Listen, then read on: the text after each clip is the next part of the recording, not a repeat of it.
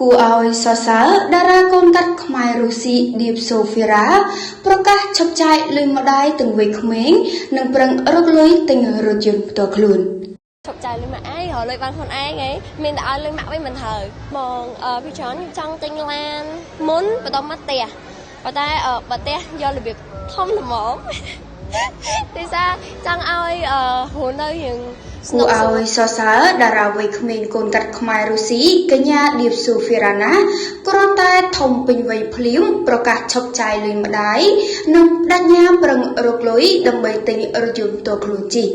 វ័យមិនទាន់20ឆ្នាំផងកញ្ញាឌៀបសូហ្វីរ៉ាកាន់តែស្រស់ស្អាតនិងមានយីអ៊ុនខ្ពស់ត្រូវបានបណ្ដាក្រុមហ៊ុននិងម្ចាស់ផលិតកម្មជាច្រើនហៅថតជាបន្តបន្ទាប់ដែលធ្វើឲ្យប្រាក់ចំណូលនាងចាប់ផ្ដើមកើនឡើងជារៀងរាល់ឆ្នាំកញ្ញាឌៀបសូហ្វីរ៉ាបានទទួលស្គាល់ថាពីមួយឆ្នាំទៅមួយឆ្នាំតម្លៃខ្លួននាងចាប់ផ្ដើមកើនឡើងជាងឆ្នាំមុនទ្វេដងទាំងការងារសម្ដែងនិងថតពាណិជ្ជកម្មនានាជាមួយភាពជោគជ័យនេះកញ្ញាឌៀបសូហ្វីរ៉ាក៏បានប្រកាសថានាងនឹងមិនចាយលុយម្ដាយដូចមុនទៀតទេ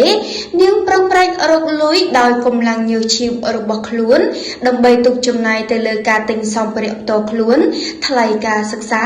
និងថ្លៃចាយវាយផ្សេងៗក្នុងនោះនាងក៏មានគម្រោងធំសម្រាប់ខ្លួនឯងគឺនាងចង់ទិញរថយន្តទំនើបក្នុងក្តីស្រមៃខ្លួនឌៀបសូហ្វីរ៉ា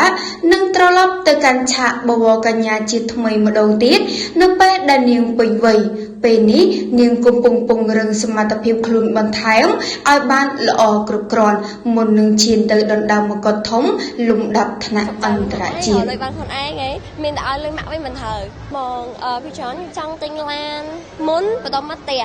ប៉ុន្តែបើផ្ទះយករបៀបធំល្មមទេសាចង់ឲ្យហូរនៅយើងស្នុកស្រួលអញ្ចឹងណា